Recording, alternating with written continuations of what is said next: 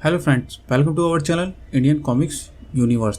तो आज की कॉमिक्स है सुपर कमांडो ध्रुव की शानदार कॉमिक्स वीडियो विलेन। तो चलिए शुरू करते हैं बिना किसी देरी के। इस संसार के सारे जानवरों में अगर सबसे ज़्यादा हिंसक कोई जीव है तो वह है मानव।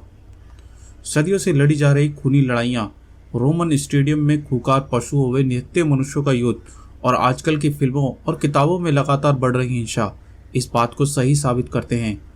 और प्रगति के साथ साथ इस हिंसा के भी नए नए तरीके ईजाद हो गए हैं।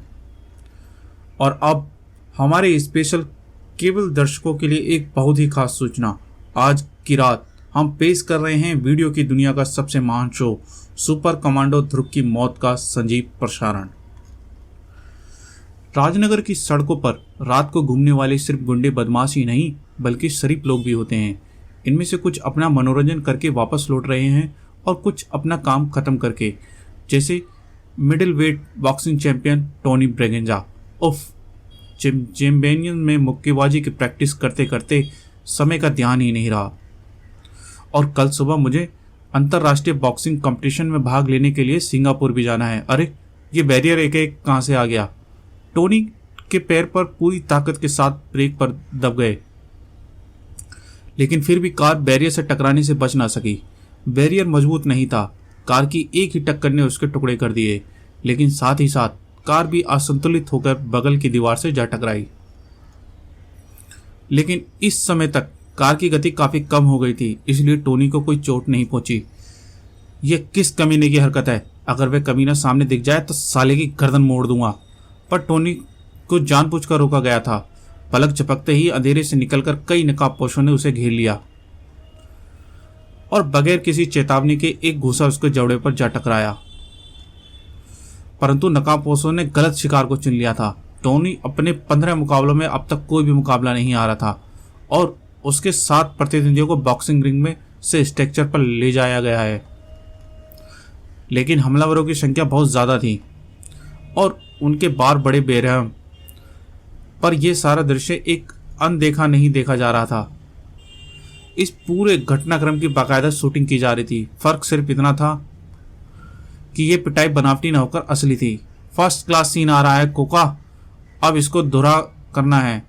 इसकी टांगों के बीच में घुटना मारो, आई खून निकालो। बगैर खून के तो सब मजा खराब हो जाएगा।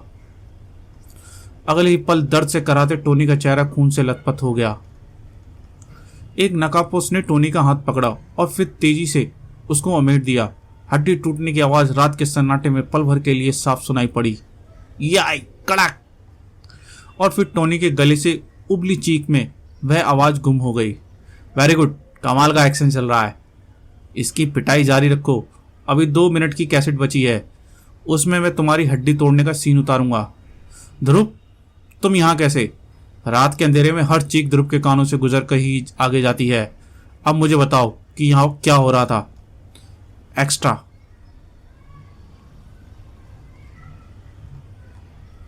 अगले ही पल ध्रुव की तरफ कई नकाबपोश एक साथ लपके और एक्शन शुरू हो गया।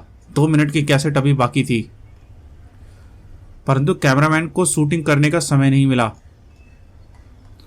टोनी के विपरीत ध्रुव मुक्केबाजी के साथ साथ लड़ाई की हर कला में माहिर था और उसके एक एक बार ही नकाबपोश को धराशायी करने के लिए काफी थे।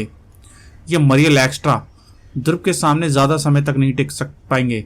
अब मुझे ही इसको रास्ते से हटाने का उपाय सोचना होगा, वरना इस गलती की कीमत हम सबको जान देकर चुकानी होगी। वैन की गड़गड़ाहट सुन ध्रुव का खतरे का आभास तो जरूर हुआ, लेकिन बचने का समय उसको नहीं मिला। एक भयंकर टक्कर ने ध्रुव का बदन हवा में उछाल दिया। जमीन पर गिरने से पहले ध्रुव के दिमाग पर अंधेरा छाना शुरू हो गया। ध्रुव को संभलने में 1 मिनट से ज्यादा का समय नहीं लगा, परंतु इतने समय में सारे नकाबपोश वेन में बैठकर भाग चुके थे।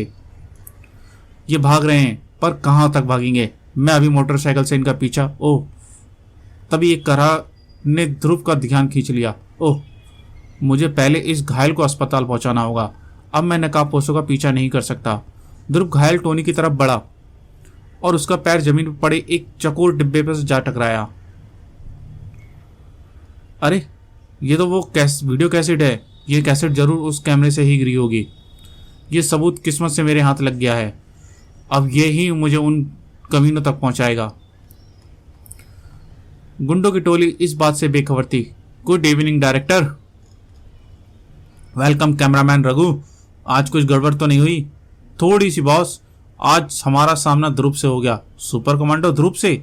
यानी तुम शूटिंग नहीं कर पाए? रघु कभी कच्चा काम नहीं करता डायरेक्टर। उस बॉक्सर की तो ऐसी पिटाई की है जिसे देखकर हमारे स्पेशल दर्शक झूम उठेंगे। ऐसा क्या? तो ला, जल्दी से कैसेट ला, ब्रॉडकास्टिंग का समय भी होने वाला है। ये रही वह धमाकेदार कैसेट। अरे क्या हुआ? कैसेट कैमरे से नहीं है, लगता है ध्रुव से लड़ते वक्त कैसेट बाहर गिरी पड़ी है। मूर्ख, आंखें खोलकर काम नहीं करते हो क्या? वह कैसेट जरूर ध्रुव के हाथों लग गई होगी। उस कैसेट के जरिए वह मुझ तक भी पहुंच सकता है। खैर, यह तो बात की बात है। इस वक्त तो सवाल यह है कि आखिर आज रात हम अपने दर्शकों को क्या दिखाएंगे। मैं अभी उस कैसेट को वापस मंगाने का इंतजाम करता हूं। करो, वरना आज हमारे दर्शक टोनी ब्रिगेंजा की बजाय तुम्हारी पिटाई देखेंगे। इसी वक्त एसपी सिटी के बंगले पर। अजीब चक्कर है ध्रुव, ये इस तरह का नवा केस है। हर केस में नकाबपोशों ने एक आदमी को बुरी तरह से मारा पीटा है पर लूटा नहीं है। ये तो मुझे आज तक पता चला है कि इस घटनाक्रम की वीडियोग्राफी होती है, पर क्यों? ये तो मुझे भी नहीं पता एसपी साहब। इस सारे नाटक को यहीं पर रोकना होगा, वरना इस शहर में शरीफों को बाहर निकलना मुश्किल हो जाएगा। इस कैसेट को हम फिर से देखते हैं, शायद इससे कोई सूत्र। उसका समय नहीं है प्यारे, क्योंकि अब हम नई कैसेट सिर्फ 4 घंटे के लिए ही देते हैं। अब मैं कैसेट वापस लेने आया हूं। कौन हो तुम? यहां अंदर कैसे आ गए? सिपाहियों ने तुमको रोका क्यों नहीं?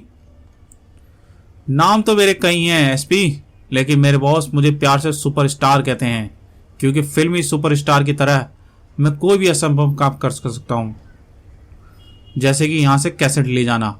और हाँ, तुम्हारे सिपाही मुझे रोकना तो चाहते हैं, लेकिन मेरी क्लोरोफॉर्म पिचकारियों ने उनका मौका नहीं दिया, और अब तुम दोनों को भी यही मौका नहीं मिलेगा। तो तेज धारे ध्रुव और एसपी साहब की तरफ लपकी।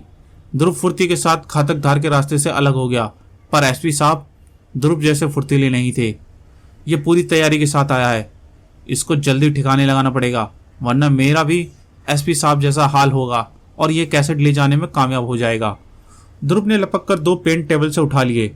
अगले ही पल ध्रुव का हाथ घुमा और पेनों ने गैस की नलियों में फंसकर नलियों को जाम कर दिया। तुमने मेरा अभी एक अस्त्र बेकार किया है कमांडो, लेकिन तुम तो जानते हो कि सुपरस्टार कभी नहीं आता, क्योंकि उसके पास बहुत सारे स्पेशल इफेक्ट होते हैं, जैसे जाले लगाने वाली मशीनें। फिल्मों के खंडर वाले सेटों पर जाले इसी मशीन से लगाए जाते हैं, लेकिन सिर्फ इतना कि यह मशीन प्लास्टिक फाइबर का जाल छोड़ती है और इस जाले को कोई भी तोड़ नहीं सकता। तोड़ना तो बाद की बात है सुपरस्टार, पहले मुझे इस जाल में कैद करके तो दिखाओ। यह ठीक कह रहा है, मेरे सारे वारों का ये उछल उछल कर बेकार कर दे रहा है, इसलिए पहले मुझे ऐसा इंतजाम करना पड़ेगा कि ये मेरे वारों को देख ना सके। और ये काम करेंगे मेरे शरीर पर लगे तेज रोशनी के बल्ब। इनका इस्तेमाल शूटिंग के लिए किया जाता है। ओह, इतनी तेज रोशनी, मेरी आंखें चुंधिया रही हैं। ध्रुव को कुछ पलों के लिए दिखाई देना बंद हो गया था और सुपरस्टार ने इस मौके का पूरा फायदा उठाया। मैंने कहा था ना ध्रुव कि सुपरस्टार से कोई टक्कर नहीं ले सकता, और अब तुम मुझे ये कैसेट ले जाने से रोक नहीं सकते। तुमने मेरे हाथों को तो जरूर बांध दिया सुपरस्टार, लेकिन मेरे पैर अभी भी आजाद हैं, तो अब मैं तुम्हारे पैरों को भी बांध देता हूं। ध्रुव पर एक ही ट्रिक बार बार नहीं चलती, और ना ही ध्रुव अपने दुश्मन को दूसरा मौका देता है। तुम में अभी भी बहुत जान बाकी है, यानी अब मुझे स्मोक मशीन का इस्तेमाल करना पड़ेगा। एक हल्की सी घबराहट के साथ गाढ़ा धुआं तेजी से कमरे में भरना शुरू हो गया। ध्रुव तेजी से वीसीआर की तरफ लपका, लेकिन धुएं ने पलक झपकते ही पूरे कमरे में अपने अंदर समेट लिया। ध्रुव यह नहीं देख पाया कि सुपरस्टार कहाँ गया, पर सुपरस्टार भी यह नहीं जान पाया कि इस दौरान ध्रुव ने क्या कर दिया। कुछ ही पलों बाद ध्रुव तेजी से धुएं से भरे कमरे से बाहर निकला। सुपरस्टार भी अब आता ही होगा। मेरे पास कुछ ही पलों का समय है और इसी में मुझे इस चाल से आज़ाद होना है। इस फाइबर के जालों को तोड़ा नहीं जा सकता, पर काटा तो जा सकता है। राइफल की इस संगीन से ध्रुव ने जालों को संगीन से रगड़ना शुरू कर दिया। संगीन की तेज धार ने देखते ही देखते जाले के टुकड़े कर दिए और बाहर निकल रहा सुपरस्टार सीधे ध्रुव के घूंसे से जा टकराया। धड़ाक! अगले ही क्षण एक धमाके ने ध्रुव को सुपरस्टार से अलग हट जाने पर मजबूर कर दिया। उस वैन से कोई गोलियां चला रहा है, पर यह तो वही वैन है जिसे मुझसे टक्कर लगी थी, और सुपरस्टार भी भागकर इसी वैन में चढ़ रहा है। यानी यही वैन मेरी मंजिल है। ध्रुव वैन की तरफ लपका, पर इतनी देर में वैन स्टार्ट होकर आगे बढ़ चुकी थी। ध्रुव सिर्फ मिरर से में ड्राइवर की एक झलक देख सका। 1 घंटे बाद और फिर वैन का धूल का गुब्बार उड़ाती हुई नजरों से ओझल हो गई। 1 घंटे बाद किसी गुप्त स्थान पर। यस जोरावर जी, आज हम कुछ कारणों से अपना नया कैसेट नहीं दिखा पाए। जी, आई एम वेरी सॉरी। आप इसके पैसे काट लीजिएगा। इस गलती के बदले हम कल रात आपको एक स्पेशल शो दिखाएंगे। हाँ जी। ओह, ये 20वीं कॉल थी। अगर अभी भी वे नामुराद कैसेट लेकर आ जाए तो।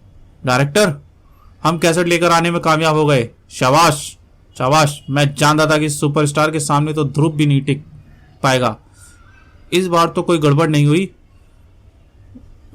शायद ध्रुव ने मेरा चेहरा देख लिया। अब कोई फर्क नहीं पड़ता क्योंकि कैसेट हमारे हाथ में आ चुकी है। पहले कैसेट चेक कर। वीसीआर चालू होते ही यदा यदा ही धर्मस्य। यह तो महाभारत की कैसेट है। यानी ध्रुव ने मौका पाकर कैसेट बदल ली। मुझे मालूम होना चाहिए था कि तुम लोग ध्रुव से टक्कर नहीं ले पाओगे। अब तो मुझे ही ध्रुव के लिए एक नई स्क्रिप्ट लिखनी होगी। तुम अभी कह रहे थे कि रघु की ध्रुव ने तुमको देख लिया है। हाँ डायरेक्टर, मुझे डर है कि वह मुझे जरूर ढूंढ निकालेगा। गुड।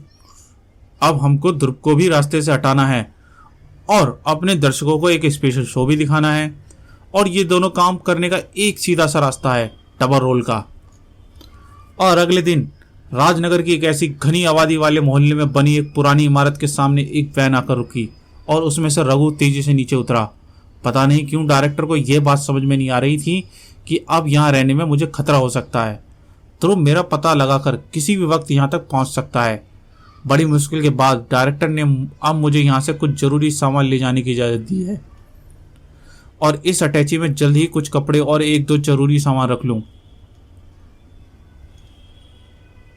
रघु ने अपने कपड़े निकालने के लिए अलमारी को खोला और डर के मारे पल भर के लिए उसका नजा सारा शरीर जड़ हो गया।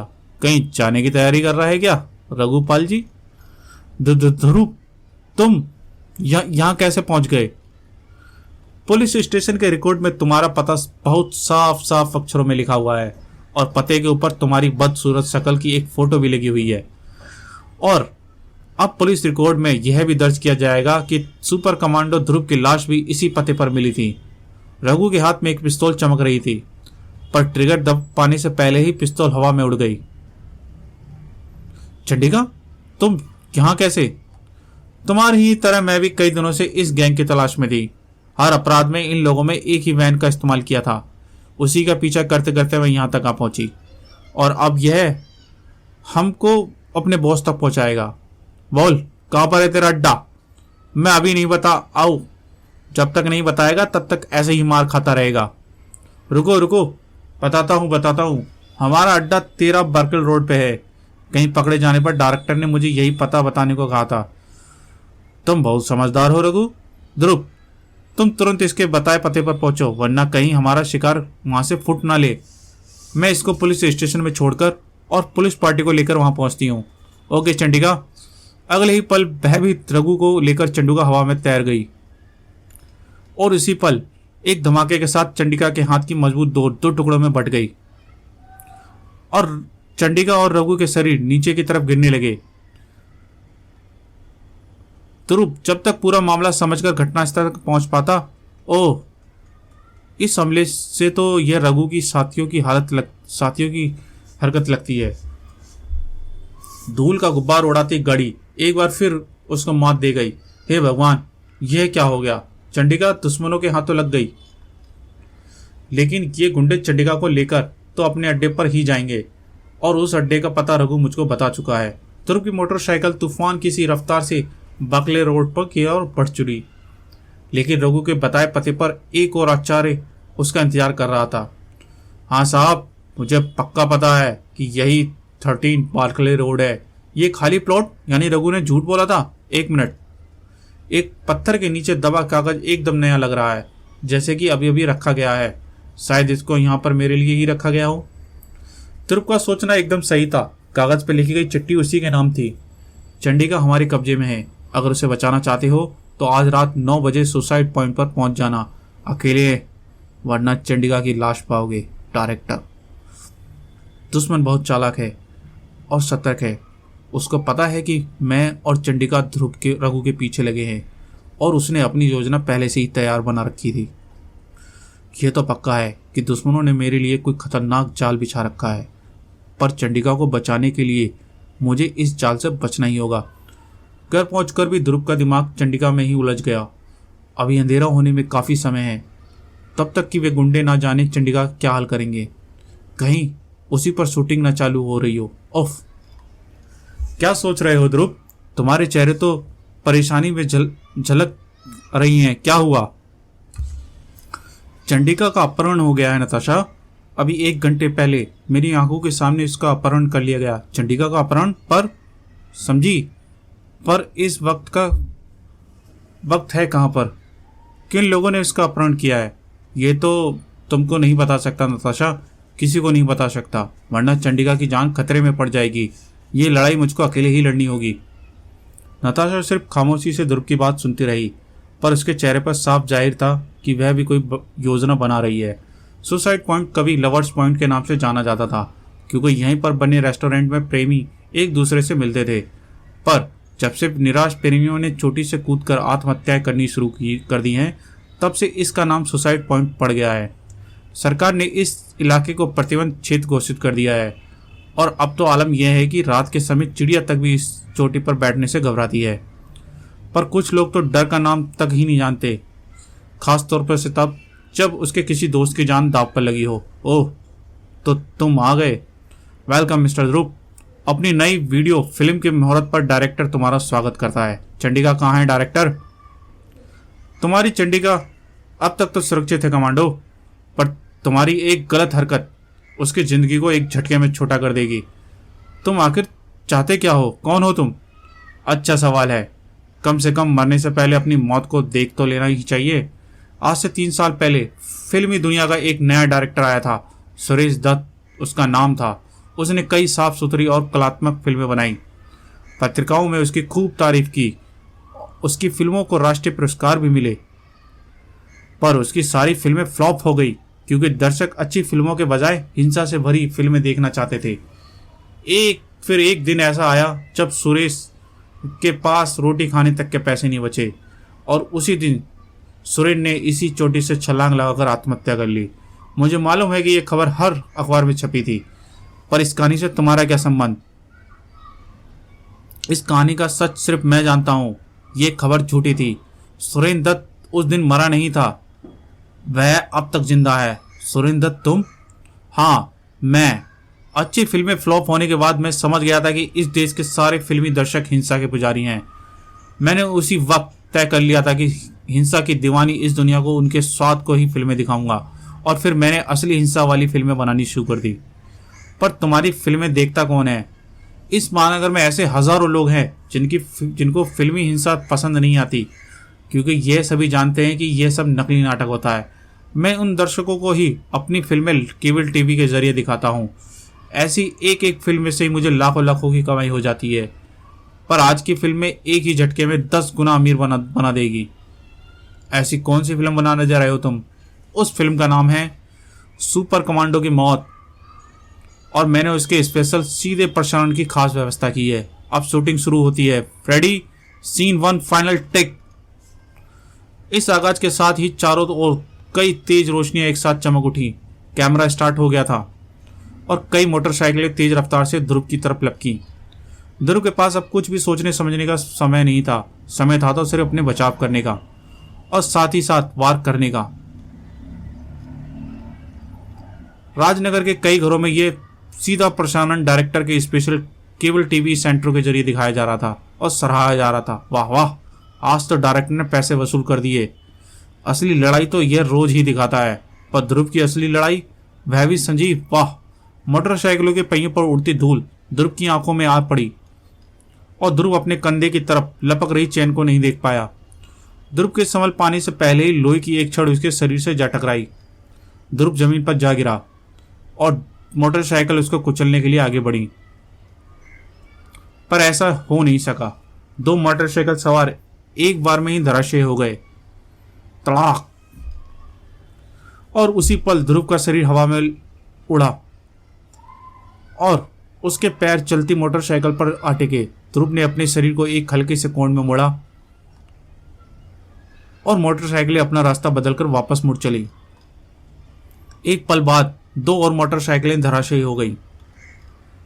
अब सिर्फ दो नकाबपोश बचे थे और उनके लिए ध्रुव को कुछ करने की जरूरत नहीं थी। ध्रुव का नाम मोटरसाइकिल ने खुद ही कर दिया था। एक लड़ाई खत्म हो चुकी थी, पर कमाल का एक्शन करते हो यार ध्रुव, जवाब नहीं तुम्हारा। इंटरवल तक के सारे सीन हो गए, अब जरा क्लाइमैक्स की भी शूटिंग कर ली जाए, क्योंकि उसी में तो दर्शक तुम्हारी मौत देख पाएंगे। और क्लाइमैक्स होगा फाइटर मास्टर गुनोना से तुम्हारी रस्से पर लड़ाई। फर्क सिर्फ इतना होगा कि गुनोना की कमर से रस्सा बंधा होगा और तुम्हारी गर्दन से रस्सा बंधा होगा। सर, सिर्फ यही है कि तुम गुनोना से जीतने की कोशिश कतई नहीं करोगे, यानी कि हर हालात में मेरी मौत निश्चित है। पर अगर मैं इस एक तरफा लड़ाई से इनकार कर दूं तो चंडिका की खोपड़ी में एक छेद हो जाएगा। ध्रुव के सामने और कोई रास्ता नहीं था सिवाय उस लड़ाई की लड़ने के, जिसका अंत पहले ही तय हो चुका था। और यह अंत था ध्रुव की मौत। हर आंख ध्रुव पर गुनोला की लड़ाई पर जमी थी। किसी का भी ध्यान चंडिका और उसके पहरेदार की तरफ नहीं था, जहां पर एक नया सीन चल रहा था। पर एक मिनट बाद जब एक गार्ड का ध्यान इधर उधर गया तो सब कुछ वैसा ही हो गया। गुनोला के वारों से खींच उठे ध्रुव के हाथ चले। गुनोला को पेशेवर कुश्ती में कई सालों का अनुभव था। ध्रुव के वारों से पहले ही भाप लेना उसके लिए बाएं हाथ का खेल था। ओह, इसमें तो चीते जैसी फुर्ती और सांड जैसी ताकत, और यह रस्से पर जिस तरह से उछल रहा है उससे मुझे असंतुलित होकर नीचे गिराने में ज्यादा वक्त नहीं लगेगा और नीचे गिरते ही मुझको फांसी लग जाएगी। इसलिए सबसे पहले गर्दन संबंधी रस्सी का इंतजाम करना होगा। गुनोला का फरसा ध्रुव की गर्दन से काट देने घुमा और साथ ही ध्रुव ने हवा में उछला। फरसे का तेज फल मजबूत रस्से को सूत की तरह काटता चला गया। गुस्से में झुंझाकर गुनोला ने एक फरसे को फिर घुमाया और रस्सी का एक लंबा टुकड़ा ध्रुव के हाथों में आ गया। गुनोला ने खुद ही ध्रुव के हाथों में एक हथियार दे दिया था। वह समझ ही नहीं पाया कि कब ध्रुव ने उसके हाथों में रस्सी से बांधकर फरसा अपने हाथों में ले लिया। हाथ बंद जाने के बाद गुनोला के लिए रस्से पर अपना संतुलन बनाए रखना असंभव हो गया और एक हल्के से धक्के से उसका शरीर अधर में झूलने लगा। यह क्या, मैंने तुमको पहले ही बता दिया कि तुमको गुनोला से जीतना नहीं है। अब मैं चंडिका को खत्म, यह झगड़ा मेरे और तुम्हारे बीच का है डायरेक्टर। इसमें चंडिका क्या क्या कसूर है? चंडिका को छोड़ दो। हा हा हा हा, चंडिका को तो मैं छोड़ ही दूंगा, क्योंकि ये चंडिका नहीं है, बल्कि चंडिका के डबल रोल में मेरी एक्ट्रेस रिप्पी है। हा हा, क्या ये असली चंडिका नहीं है? नहीं कमांडो, तुम्हारी फाइल पढ़ने के बाद मुझे पता चला कि असली चंडिका को तुम खुद भी नहीं जानते हो, पर उसके लिए तुम जान भी दे सकते हो। बस मैंने इसी पर स्क्रिप्ट लिख डाली। रघु के फ्लैट में तुमसे मिलने वाली चंडिका रिप्पी ही थी, पर इस चारों ने तुम मेरे जाल में फंस गए। देखा ना मैं कितना जोरदार स्क्रिप्ट लिखता हूं। नहीं, तुम झूठ बोल रहे हो। मैं तुमको अभी सबूत दिए देता हूं। रिप्पी, चंडिका का मेकअप उतार दो। पर तभी रिप्पी अपने आप मेकअप नहीं उतार पाएगी। तुमको जरा इसकी मदद करनी पड़ेगी डायरेक्टर। यह क्या? हकलाओ मत डायरेक्टर, मैं असली चंडिका हूं। डबल रोल का खेल खेलना तुम्हारे अलावा और लोग भी जानते हैं। काले, इसको गोली से उड़ा दो। काले बेचारा भी बेहोश पड़ा है डायरेक्टर। मैं कमांडो फोर्स का कैडेट पीटर हूं। बोन डालो इन सबको। कई बंदूकें एक साथ चंडिका और पीटर की तरफ उठी, लेकिन ट्रिगर दब पाने से पहले ही पूरा वातावरण गोलियों के तड़तड़ाहट से गूंज उठा। नताशा के साथ आई पुलिस फोर्स ने पूरे गिरोह को घेर रखा था। यह क्या हो गया? मेरी जोरदार स्क्रिप्ट फ्लॉप कैसे हो गई? ये सब तेरा क्या हुआ है, मैं तुझे जान से खत्म कर दूंगा। गुस्से से कांप रहा डायरेक्टर ये भूल गया था कि ध्रुव अब तक रस्से पर ही खड़ा था और वह रस्से पर नहीं चल सकता था। एक झटके से डायरेक्टर के शरीर सैकड़ों फीट नीचे बहते पानी की ओर गिरने लगा। डायरेक्टर सुरेंद्र दत्त की मौत की झूठी खबर 3 साल बाद सच हो गई। ध्रुव कैमरे की तरफ घूमा। हिंसा के दीवानों, दर्शकों ने देख लिया होगा कि हिंसा का आखिरकार क्या अंजाम होता है। हिंसा आज आपको कुछ देर के लिए खुशी देती है, पर कल ये खुशी आपकी जान की दुश्मन बन जाएगी। कल पैसों के लालच में डायरेक्टर जैसे और लोग भी पैदा होंगे और इनका शिकार बनेंगे आप और आपके घर वाले। इस हिंसा को खत्म कर दो, वरना यह तुम लोगों को खत्म कर देगी। वाह, बात तो तुमने एकदम सही कही, पर इन लोगों को समझ में आए तो कुछ बात है। पर यह तुम लोग यहाँ कैसे पहुंच गए? तुम्हारा पीछा करते करते नताशा हम लोगों को यहाँ तक लेकर आई, पर तुम लोगों की इस हरकत से चंडिका की जान खतरे में पड़ सकती थी। मान लो अगर वह रिम्पी ना होकर चंडिका होती तो? वह असली चंडिका हो ही नहीं सकती थी ध्रुव, क्योंकि जिस वक्त तुम घर में मुझसे बातें कर रहे थे उस वक्त श्वेता यानी चंडिका गैराज में गाड़ी पार्क कर रही थी। ये बात तो तुम इतने विश्वास के साथ कैसे कह सकती हो नताशा? ये ट्रेड सीक्रेट है ध्रुव, जर्नलिस्ट नताशा का ट्रेड सीक्रेट। क्यों चंडिका, है ना? यस डियर नताशा, बिल्कुल। अब आओ चले। हा हा, बाय ध्रुव। ध्रुव खोपड़ी खुजलाने के अलावा कुछ और नहीं कर सकता था। वह धीरे धीरे समझ रहा था कि कुछ रहस्य ऐसे हैं जिनको ध्रुव भी नहीं सुलझा सकता। समाप्त। तो गाइस, कैसी लगी ये कॉमिक्स कमेंट में जरूर बताएं। वीडियो पसंद आया हो तो वीडियो को लाइक करें, चैनल को सब्सक्राइब करें और बेल आइकन का घंटा प्रेस करना ना भूलें, जिससे आपको आगे आने वाली कॉमिक्स का नोटिफिकेशन मिलता रहे। तो चलिए मिलते हैं अगली किसी और शानदार कॉमिक्स में। Thank you, bye bye.